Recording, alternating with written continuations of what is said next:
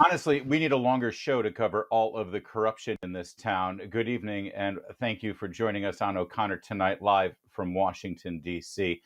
The stories keep getting worse out of Capitol Hill. I don't know where to start. The bogus charges against Donald Trump, the corrupt January 6th committee and their actions, or, of course, the lack of action against the Biden family.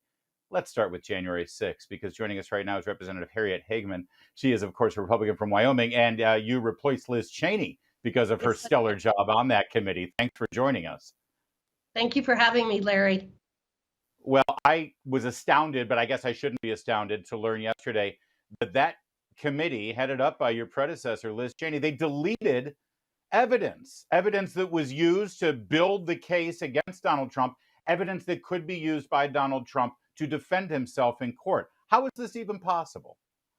Well, it just shows you the level of corruption, to use the word that you have used as well. They had a goal in mind, and the goal was to destroy Donald Trump and all of his supporters. And when you're not interested in the truth, but you have a political agenda, then I guess all is fair in love and war, as they say. And it doesn't surprise me that they did it. What surprises me is the effort by the mainstream media to ignore not only this corruption, but to ignore the corruption of the Biden family and anything that doesn't fit their narrative or their agenda. Yeah, I'll say. And I'm just curious because I do want to move on to that too, but have we gotten to the bottom of the legality of this? I know Congress is, in fact, they always say nobody's above the law. Congress is above the law. They can make rules under various speakers. Nancy Pelosi could say, absolutely delete it, delete all that evidence, destroy it. We don't need it anymore. And there will be no actual felony charges for destruction of evidence. Is that what happened here, or is the stuff misplaced? I know you're in recess right now in your beautiful home state, but do we have an answer on any of that yet? I don't know that we do have an answer, but one of the troubling aspects of Washington, D.C. is the lack of accountability. People engage in wrongful or illegal conduct, and they're never held accountable for it. And I do believe that the current Congress, the 118th, through both the Judiciary Committee, the Select Committee on the Weaponization of the Federal Government, as well as the Oversight Committee, we're attempting to find a way to hold people accountable. And I think that this is one of the issues that we need to address. I'll say. And let's turn to the Biden family right now, because yesterday, as you know, the Oversight Committee, headed by Congressman James Comer, released more documents showing upwards to $20 million that the Biden family accumulated while he was vice president of the United States. First of all, I think it's important to point out this isn't like money coming from Finland, Canada, or for that matter, business done here in the United States of America. These countries, Ukraine, Russia, China, Kazakhstan, these aren't our friends. No, what this is, and what again, talking about the mainstream media, they keep saying, "Well, where's the smoking gun? How do you tie this money to Joe Biden? How do you know that Joe Biden was involved?" I think what we need to do is start using some common sense. Hunter Biden had no skill set. Hunter Biden Right. wasn't a practicing attorney. He wasn't an accountant. He wasn't an economist. He wasn't an expert on employment law. Hunter Biden had one product to sell, and that product was Joe Biden. They knew it. Vice President Biden knew it. The countries, the leaders in those countries knew it. The companies in those countries who were contracting with Hunter Biden, they knew it. Hunter Biden, by his own admission, had a very serious drug addiction from 2003 to 2019. When you look at the photographs and things from his laptop and what he was engaged in, he wasn't engaged in a serious business. He was selling access to his father. And what I can't understand is why people are discounting the fact that Joe Biden sat on a stage and admitted to the world that he withheld federal money from Ukraine unless they fired a prosecutor that was going after the very company that his son was associated with. So I think we do have the smoking gun. And again, Yeah. I'm going to go back to the fact that his son had no talent. He had no skill set. The only thing he sold was access to his father. Yeah, I agree with you. And by the way, you ask any prosecutor about this bogus smoking gun cliche. Very rarely do people get convicted because there is an actual smoking gun That's piece of right. evidence. No, you build a methodical case. And I think that's exactly what your colleagues, Congressman Jordan, Congressman Comer, and Congressman Smith has done. So do you feel, I know you're a freshman in Congress, only 6 months in, what a first half a year this has been for you. Yes, it Do you has. feel this is moving toward, as the speaker said, an impeachment inquiry? In fact, I got to ask at this point, what's the delay on initiating an impeachment inquiry? Well, I think that we're building the case right now in the Select Committee on the Weaponization of the Government, as well as the Judiciary Committee, and I'm on both of those committees. We're bringing in the witnesses, whether it is Mayorkas or it's Christopher Wray or it's the whistleblowers. We're bringing in the people to make the case as to why the corruption and activities of members of this administration rise to the level of an impeachment inquiry. So I think that the very information that we're gathering and putting together is to put together that case for the American public so that they understand, number one, how incredibly corrupt the Biden crime family is. But in addition to that, there are other people in this administration that need to be held accountable for their actions as well, including, I would say, Mayorkas and Christopher Wray. Merrick Garland has been a total political hack. I think he Yeah. needs to be brought before the Judiciary Committee and questioned about his behavior and conduct, especially in the way that he's treated Donald Trump and others related to January 6th and the way that he has treated Hunter Biden and people in the Biden orbit. Great. Yeah, two tiers of justice. It's becoming unmistakable. We're also getting reports leaked out of the Fulton County Prosecutor's Office down in Georgia that there are multiple charges now pending against Donald Trump, including some RICO charges, which of course is a term used for mobsters. We know this grand jury adjourned several months ago. They're sitting on this thing, and it looks like they're just waiting for time. I mean, what have they learned as of now, August 2023, post January 6th or post 2020 election, that they didn't know last year or the year before that? Doesn't it appear at this point that if we do get more charges against Donald Trump out of Atlanta, that this is nothing more than election interference? They're waiting to time this out right for the election. I think that that's very clear. I think, again, I'll use the terminology. These people are political hacks. They're going after Donald Trump and his supporters because they despise him and what he stood for, what he did while he was in office. They're scared to death that there is a possibility that he could be reelected as president because we are so tired of the corruption and the incompetence, the inflation, the horrible policies coming out of the Biden administration.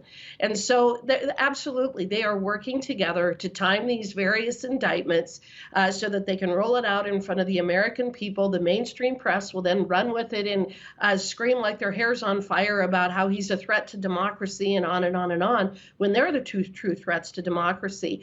I would, yes, use your terminology. This is election interference, but it's also political interference from the very top people in our government, both at the state level and the federal level.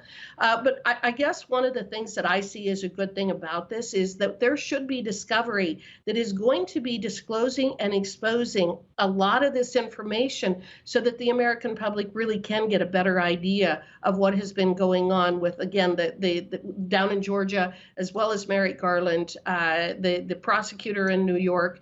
You know, it's so many things at this point that it's clear that they're attempting to destroy Donald Trump, and they're using the justice system to do it.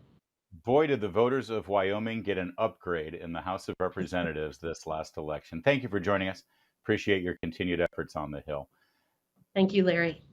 There's more to come on O'Connor tonight. Keep it here at Salem News Channel.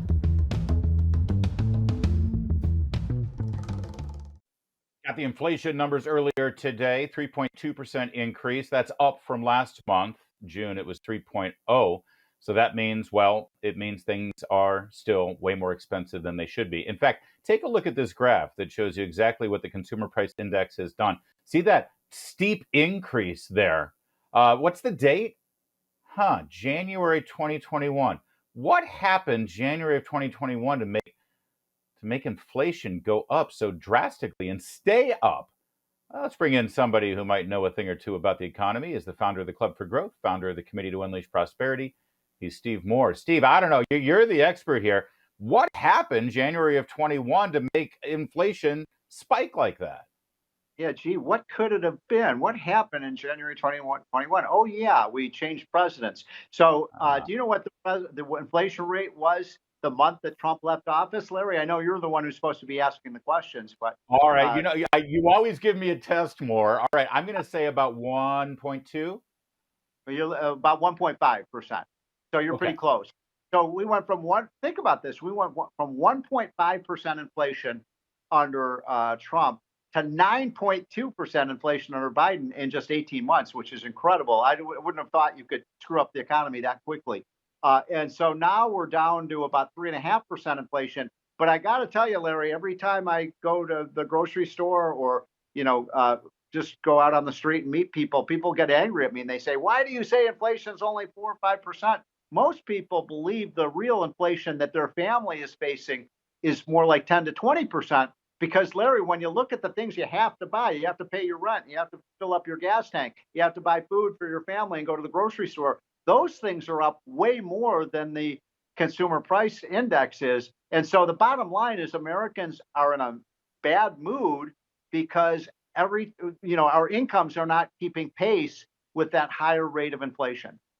Yeah, and the only message you get from the president right now is, well, wages are up, wages are up. Let's take a look at this graph that shows wages in the Biden economy. This one, if you look, yeah, starting in January 2021, you've got wages, that's the blue line, and sure, I guess it looks like wages are up. However, that green line, that green line is actually the real earnings That's right. adjusted for inflation. In other words, you may be making more money, but the green line there shows you what that money is buying you. That's the critical thing. Exactly. So let's put that all together. And what that means for, let's say, an average income family in America today, maybe making $85,000 a year, they've lost, depending on how you measure it, about $5,000 in purchasing power. That's a big pay cut, Larry. You want to take a $5,000 pay cut? That's what the average American is seeing because their salaries keep falling behind inflation. I'd love to see those wage rates rise faster so that people aren't facing that deficit. But it's put Americans in a bad mood. It means you can buy less. And we haven't seen a situation like that since the 1970s when Jimmy Carter was president. Yeah, because you couple all of those numbers, the wage issue in terms of real wages compared to inflation, just the base inflation numbers over the last 3 years. Add to that, though, the interest rates, Steve. I mean, they're still. I mean, people can't buy a home right now because of mortgage rates, and we just topped $1 trillion for the first time in history in consumer debt, credit card debt. This is a recipe for disaster. Now, this is what really, by the way, I want to make sure people can connect the dots of why this is happening. Why did we see this massive surge in inflation? And I think most people kind of understand this intuitively that Biden came in. What was the first thing he did? He spent 1 trillion, then 2 trillion, and another 2 trillion. And we've added $6 trillion to the national debt in less than 3 years, Larry. Yeah. And I mean, on top of the normal budget that we spent. So what happened was you had a massive inflow of debt and government spending, and that basically forced the Fed to raise interest rates. We've now had, I think, 11 rate increases, and that gets to your point about mortgage rates. So here's another one for you, Larry. When Trump left office, the mortgage interest rate was 3% on buying a new home. It's now 7%. That happened in 30 months. Yeah, it's insane. And it's all policy driven, as you just laid out, Steve. Let me ask you this. The other thing you'll hear from the White House is, well, we've made all these jobs, we've created these jobs. Has anyone, maybe you have with the various organizations you work with, have you broken down of the jobs that have been so called created since Joe Biden became president? How many of those are just people returning to work after the pandemic? Yeah, we did a study just this past week that looked at this claim that Biden at White House put out this chart that went viral on the internet saying, I'm the #1 job creator in American history. More jobs than under Reagan, more jobs than under Clinton, more jobs than under Trump. And it turns out what he was doing, and I can't believe the White House thought they could get away with this, was they were just counting the jobs that came back when COVID ended. And that was, several million jobs that had, people being laid off because we shut down our businesses. I mean, Larry, let's put it like this. If Donald Duck had been elected president in 2021, those jobs would have come back. So for him to take credit for that is ridiculous. If you take out the jobs that just returned as a result of COVID, actually Biden has a very below average rate of job growth.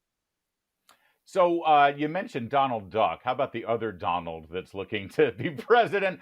I know, Steve, that you were President Trump's advisor during the 2016 campaign and during the administration.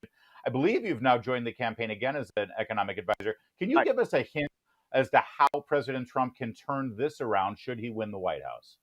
It's so funny because I was with the that is President Trump about a week ago, and I asked him that very question. I said, "What are you going to do to turn around the economy?"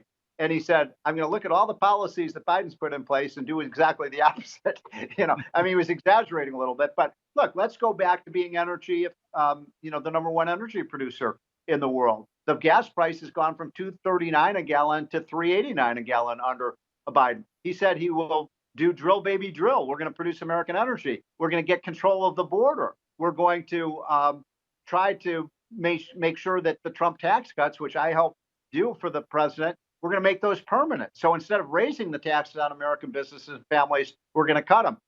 And then we're going to deregulate. The cost of Biden's regulations have cost the American family about $5,000 a family. We're going to try to go back to buy. Remember, Trump actually reduced the regulatory costs for American families. Remember when Trump said, "I'm going to reduce 2 regulations for every new regulation"? That happened. Biden's done just the opposite. And those regulations impose a very stiff cost on American families. Steve, I'm lucky enough to be a subscriber to your daily newsletter, the Unleash Prosperity newsletter from the Committee to Unleash Prosperity. Uh-huh. You've been talking quite a bit in the last couple of weeks about the circumstances in China. It's hard not to look at the economic conditions here in America with our high interest rates, the cost of doing business, the cost of goods and services, the inflation problems that we've got, and not then look at how that has become a national security issue. The more we are dependent on the slave labor in China for the cost of our products and goods, the more beholden we are to their foreign aggression to our allies like Taiwan and other nations. So fixing the economy is not just about us having, lots of money in our bank as American consumers, but this is about our sovereign freedom. This is about our national security in the long run. Yeah, you better believe it. And remember what Trump used to say in 2016, that the other countries were laughing behind our backs. That's what they're doing now under Biden. I mean, can you imagine a dumber policy than reducing our oil and gas output in this country? Less from Texas, less from Oklahoma, less from North Dakota and West Virginia. So now where are we getting it from? Now we have to get it from, let's see, OPEC countries, the Arab countries, Russia. I really honestly believe, Larry, that if Trump had still been president, there's no way that Russia would have had the money to go into Ukraine in their evil military machine, because they wouldn't have the money to do it. But by reducing our oil and gas production, the Russians have been the major beneficiaries of that. So you're exactly right. These economic issues are not just about making Americans better off financially, but they're also about our national security. And we better get tough with China, because all Biden cares about with China is getting these phony climate change deals. And I guarantee you one thing, Larry, President Xi does not care about climate change. He cares about over the world economy. You can tell by all the soot coming out of his coal-fired plants across his nation. Right to mention Russia and OPEC and Venezuela as these terrible countries are getting oil from. But Steve, it gets even worse. We're getting oil from Canada. I mean, those guys is begging to be invaded. Thanks for joining us, Steve Moore. Always good to have you. There's more to come on O'Connor tonight.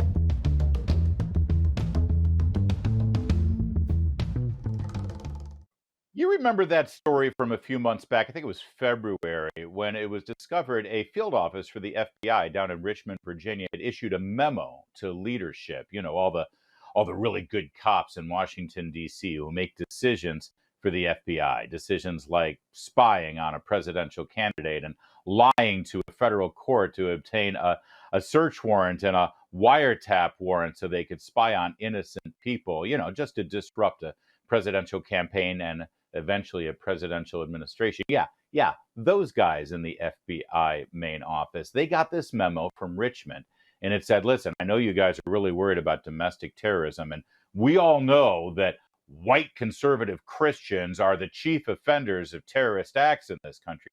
So we down here in Richmond, we got a great idea. Let's spy on them, but not just any white conservative Christians. Let's go after Catholics. traditional Catholics. Traditional Catholics who go to the Latin Mass. They're the worst of all. They're against gay rights. They're against transitioning children to another gender. They're even against abortion. These guys are the worst of the worst. They're just one day away from flipping out and blowing up a federal building. We got to get in there. We got to spy on them. In fact, we got a great idea. Let's recruit priests in those churches to spy on our behalf and then inform on those traditional Latin Catholics. Inform back to the FBI. Yeah, we're going to get priests to spy on American Catholics. I'm only overstating it a little bit. I mean, that's really what the memo said. I'm giving it a little flair and a little character, but that's what your FBI suggested our government do. Now, when it was exposed, of course, everybody disavowed it.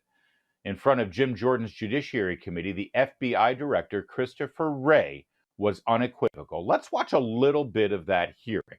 Without objection. Director, what's the difference between a traditional Catholic and a radical traditional Catholic?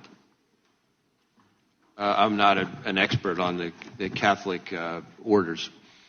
Well, your FBI wrote a memo talking about radical traditional Catholics. I'm just wondering if you could define it for us. Well, what I can tell you is you're referring to the Richmond product, which was a single product by a single field office, which as soon as I found out about it, I was aghast and ordered it withdrawn and removed from FBI systems. You were aghast, then why won't you let us talk to the people who put it together? We are working on finishing an internal review into what happened We have to wait. We, the Congress, and the American people have to wait until you do an internal review. It's not a criminal investigation. You've seen this story enough to know that Christopher Wray is, well, he's just saying whatever he has to get this committee to leave him alone so he can go back to his business of spying on other Republicans when he doesn't get caught. But you heard what he said there. This is a single product from a single office. And when I learned of it, I was aghast. Remember that, will you? Single product from a single office. When I learned about it, I was aghast. Let's fast forward a little bit further into this hearing because this is a critical exchange. Watch. Let me just read from page 4. Provide new opportunities to mitigate extremist threat through outreach to traditional Catholic parishes and the development of sources with the placement and access to report on places of worship. That's pretty fancy language for they're trying to put informants in the parish, in the church. That's what this memorandum said, Director, from one of your field offices. And you won't let us talk to the people who did it. Any response to that? I didn't know. I was waiting for the question. No, you think priests should be informants inside the church, Director? We do not recruit, open, or operate confidential human sources to infiltrate, target, report. But that's not what this said. It sounds like you were trying to do it in Richmond, Virginia. No, sir. No, you sir. Weren't? This didn't happen? You can assure us that this didn't happen? That product did not, to as best as we can tell, result in any investigative action as a result of it. None. You know what the motivation for this was? Why would they even think about doing this? You know what the motivation was? Well, again, I think that's what our internal review will find, and I'd rather wait until I hear what the results of that internal. Well, I don't need an internal review. I can read the document. I assume you can do the same, because it says right there on the same page. Richmond assesses extremist interest in radical traditional Catholics is likely to increase over the next 12 to 24 months in the run-up to the next general election. Same paragraph. Events in which extremists and radical traditional Catholics might have common cause include legislation, judicial decisions in such areas as abortion rights, immigration, affirmative action, and LGBTQ protections. It's politics. That's the motivation. Of course it is. That's exactly it. You see, these traditional Catholics who go to the Latin Mass, they've got the wrong ideas about issues that are really important to the Biden administration. So they must be terrorized. They must be investigated. They must be scrutinized. They must be spied on. Eventually, they must be arrested for thinking the wrong thing. Now, over in the Senate, Senator Mark Langford of Oklahoma, he got his shot at Christopher Wray, and I want you to watch this exchange. It's going to be eerily familiar. Of new avenues for tripwire and source development. Wow. This goes specifically into these radical traditional Catholics and explains what a traditional Catholic looks like on it. Help me understand what's happened since then when this has come out. Well, first let me say that when I first learned of the piece, I was aghast. As you should be. And we took steps immediately to withdraw it and remove it from FBI systems. It does not reflect FBI standards. We do not conduct investigations based on religious affiliation or practices, full stop. Yeah, and it was a single product from a single office. And did you hear him again? I was aghast. Aghast. By the way, the memo was written in January. It came to light in February, and those hearings were done immediately after. The internal review from Christopher Wray, still going on as far as we know. No results. How long does it take to figure out what happened here? But don't worry. It was just a single product from a single office, and he's aghast. Except it wasn't a single product from a single office, because now we've learned, due to unredacted FBI memos that were just released this week, that in fact the Seattle office of the FBI participated in this investigation, this memo, this call to investigate Catholics, as did the Los Angeles office, the field office for the FBI. So now you've got three offices all talking about the same thing. Let's investigate those Catholics. Do you really believe Christopher Wray when he says that nothing came of this? And as soon as he saw it, he told everyone, stand down. We're not going to do this sort of thing. It's not the kind of thing we do. Really? Why wouldn't it be? Look at all the other things they do and have done. So they lied. He lied. The director of the FBI, under sworn testimony before the House and the Senate, lied. It wasn't a single product resulting from a single office. There were multiple offices involved with this. It's much more extensive than he said it was when he was asked specifically. And this is the same FBI director who refused to hand over unclassified information to Chuck Grassley and Jim Comer earlier in the year, having to do with that attempted bribe of President Biden and Hunter Biden from a Ukrainian national. Remember the FBI 1023 form? He refused to hand it over. It was only under threat of contempt did he finally hand it over. And there was no reason why he shouldn't have. There was nothing pertaining to national security in that document. It was political. Again, it was political. And now we know he lied to the FBI. I wonder now, from Chairman Jim Jordan in the House of Representatives and the Judiciary Committee, I wonder what more he needs to see from our FBI director. We know he just lied to you under oath. We probably have even more cover-up going on of this operation to spy on and recruit informants in Catholic churches, in places of worship, against innocent American citizens who are being targeted solely because of their religious faith. We've had threat after threat after threat to hold Christopher Wray in contempt. Well, what is more contemptible than blatantly lying to members of Congress while giving testimony under oath? If he's going to lie about this, what else has he lied about? Chairman Jordan, at this point, this man sitting in front of you holds you in contempt, holds the House of Representatives in contempt, holds the American people in contempt. It's time you do the same and charge Christopher Wray, the director of FBI, for contempt of Congress. It's time. It's past time. But what do I know? I'm just a traditional Catholic. There's more to come on O'Connor tonight.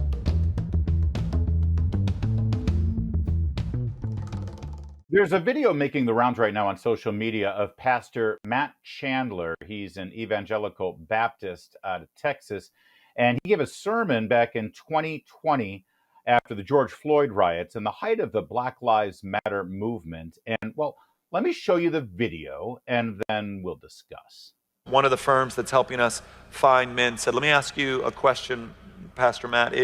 If we find an Anglo 8 and an African-American 7, which one do you want? I said, I want the African-American 7. And he said, what if we find an Anglo 8 and an African-American 6? And I said, then give me the Anglo 8, because the African-American 6 will look and feel to our people like the kind of tokenism that I'm preaching against. But it's another opportunity for us to find and give power away in a way that's not paternalistic, but man, we see in you the capacity to lead and love and shape, and we want you. Chance for us to give power away, not in a tokenism kind of way, but a chance to let other people lead, people of color lead, to give power away. Now, remember that for a moment, because we're going to circle back to it. I think this video is flying around Elon Musk's social media pages there because there's a fight within the Christian community in America right now where wokeism, CRT, and other left-wing progressive secular ideas are making their way into biblically based Christian teaching. And that's a worthy debate and one that needs to be had. But I saw this clip of Pastor Chandler, again, from 3 years ago, and it struck me. There's something going on in America right now as we speak. It happens every day that relates directly to this message. Here's Matt Chandler, white evangelical Baptist preacher, thumping his chest, patting himself on the back, preening, virtue signaling about how if he was given the choice to hire somebody and he had a white 7 and a black 6, he'd hire the black 6. And that's to make us all feel good, make him feel good, because he's sharing power. He's giving power to that black 6, as he puts it. You see, yesterday in California, Senator Dianne Feinstein, who is 90 years old, tripped and fell in San Francisco. She had to be hospitalized. Now, this comes after months of hospitalization earlier this year when she had shingles. Dianne Feinstein she's just not up to the job right now. She is not capable of being a U.S. senator. We've seen a video of her not knowing where she is, not knowing what she's supposed to do, not knowing how she's supposed to vote. She's got staffers telling her how to vote right now.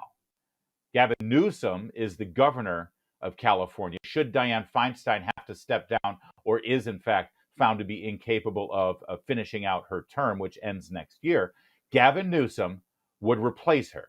Gavin Newsom, a white man, would replace Dianne Feinstein. And what promise has he made? Well, here's the LA Times headline from back in April. Newsom promises to appoint a black woman as senator. He doesn't know who it is. I don't know what the qualifications are.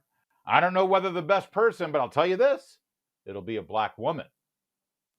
A white man in a position of power giving power to a black person because it makes him feel better, makes us all feel better.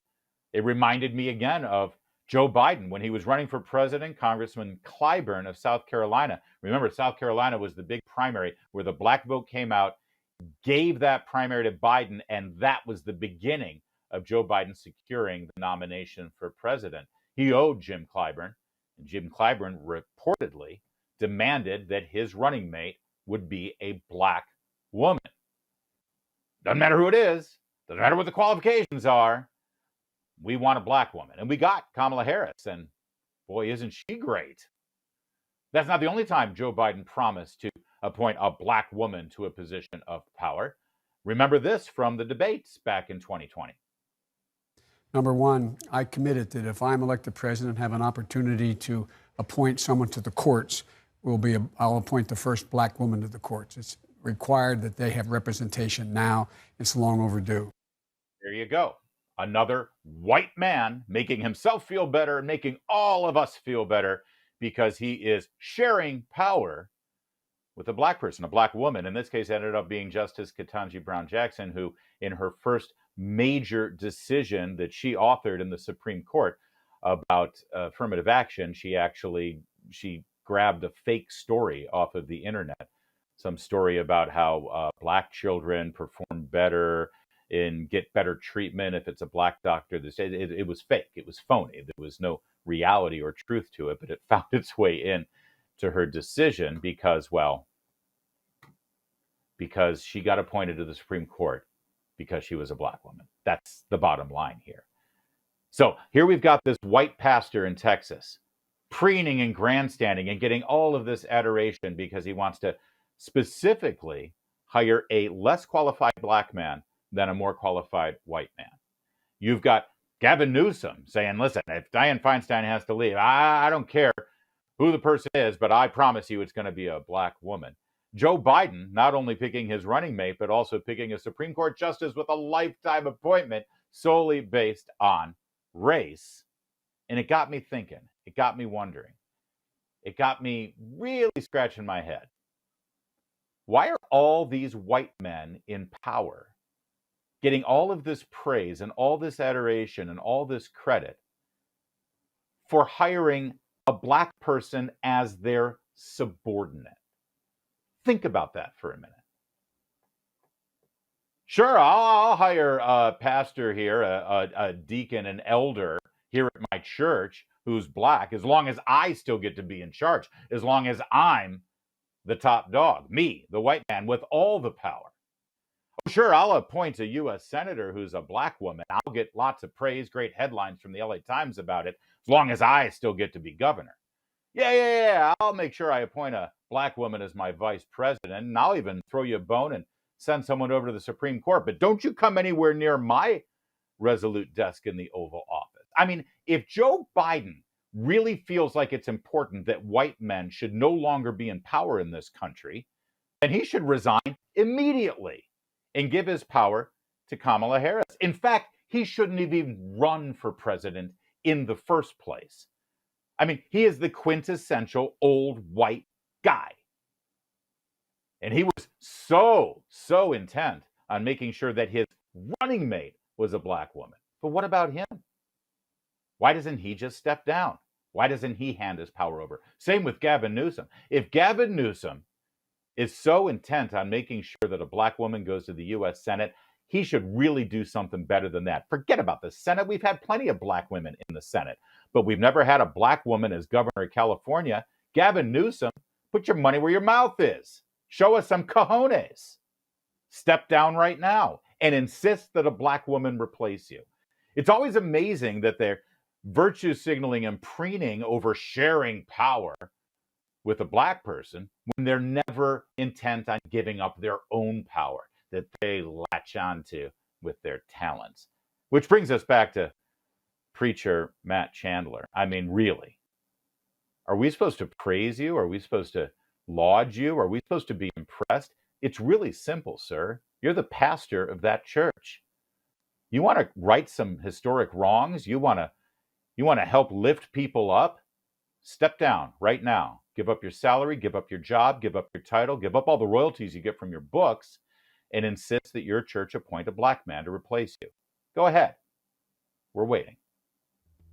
There's more to come on O'Connor Tonight. And finally tonight, you know Larry and I are a huge fan of gaming, but one thing we're not a huge fan of is racism. As Larry said just last segment, you know, when you start to hire people and promote people based on nothing more than their skin color, it's kind of racist. But frankly, that is the way of the world these days. Everything has to revolve around race, now including video games. So, a new game called Palia. It's this game that's very much a farming simulator. You go around on this island and you get to do whatever you want. But the devs, the developers of the game, these white people from Los Angeles, have decided to make an interesting, let's say, decision regarding your character, what you can look like in the game. So let's take a look very quickly at this trailer for the game, a little bit of gameplay here. First off, it's a body type. We don't have genders and sex anymore. It's all just body types. I'm a male body, by the way. You know, some other people are female bodies, but we don't say male and female anymore, right? That's sexist. But this is the thing I want to do. So let's pause here for a sec. If you look at this gradient, if you can determine which color you are, there's probably like 6 options for pretty dark skin around black people, and there's no options for white people. Now, I could make this argument that it's all about racism and how it's anti-white bigotry, which is true, and that's absolutely the case here. But I think it's actually more important that this is sort of where the leftist, racist, race-obsessed Ouroboros starts to eat itself alive. Because I have it on good authority that if I, as a white person, was to play a character in a video game that was darker than me, me, even, slightly, that's racist. Because I'm taking over their lived experience, right? I'm pretending that I'm something I'm not, which is a big no-no when it comes to race. You've seen in Hollywood that, roles who are traditionally played by black actors, well, white people can't do that, but it also goes the other way around. If you're, using an emoji that's black, or you're sending a GIF to your friends through your phone that's of a black person and you're white, well, that's digital blackface and you're a racist, bad white person. So the question is here, how are white people supposed to play this game? Are we supposed to believe that all of a sudden it's okay to play as a black person as long as you're buying the game?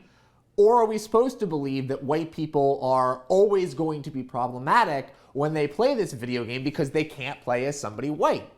I think the developers of the game are a little confused. Because if they're the white people in Los Angeles that are playing this game, maybe they shouldn't even develop this video game because there's black people in the game and we can't touch that. They don't have the lived experience. They don't understand what it's like to be a black person. All of this is ridiculous, right? Like, at the end of the day, the point that I'm trying to make is that when you explicitly characterize somebody based on the color of their skin and not the content of their character, as our good friend Dr. Martin Luther King would say, it's a problem. Objectively, you are reducing them to something they cannot control. Now, there's nothing wrong with acknowledging that people are different skin colors. Color blindness doesn't mean that you say, oh, I don't see color in the sense that this person is just an amorphous blob, right? But it means that that doesn't matter. It means that that person is more than the color of their skin. It means that you look at their personality, their likes, their dislikes, their religion, all of the things that make them who they are, as opposed to something just like the physicality of their skin. It's so funny to me because this never applies to other traits, right? If you have blue eyes, you're not somehow worse or inferior than somebody who has brown eyes, right? That was the idea behind this experiment that they did a few years ago. There was a teacher that took her classroom, divided it in two based on eye color, and then said all the blue-eyed people need to stay inside and they can't go to recess, and all the brown-eyed people can. And people recognized that that was weird and stupid and bad. That was the point of the lesson. Now we've gotten to the point where that's the only thing you can see. And it's the way that determines how you go about in the world. This video game is not going to be the end-all be-all of this particular message, by the way. It looks like a bad game anyway. The graphics look like crap. But the point is, if this is a philosophy that is now extending into more forms of media, we have a problem. Because we should be going forwards and ignoring what people's physical characteristics are. We should say that that doesn't matter. It doesn't make you who you are. What is seemingly going on, though, is the exact opposite. We are now seeing people judged entirely based on the color of their skin, and people who aren't of that skin color now all of a sudden aren't allowed to enjoy media that is like that. So, Palia is not a game that I'll play, and it's a game that you shouldn't play either. White, black, or anything in between. I'm Doug Blair, and this has been O'Connor Tonight, and we will see you next time.